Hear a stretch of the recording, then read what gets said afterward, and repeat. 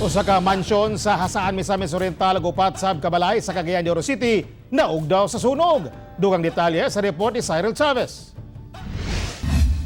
Sa aerial shot nga kuha sa netizen, makita ang kinatibuk-ang damyo sa dakong balay ni Tomas Eugenio sa Zone 1 Santa Ana, Hasaan, Misamis Oriental sa milabayng adlaw. Nagsugod matod pa ang sunog sa kisame sa Panimalay ug paspas nga mikatay ang kalayo sa tibuok Kabalayan.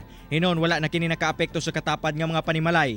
Si Tomas Eugenio ang giilang founder sa Philippine Benevolent Christian Missionary, usa ka simbahan nga nagasangyaw sa tibuok kalibutan. Moabot ngadto sa 1.5 million pesos ang damyo sa maong sunog.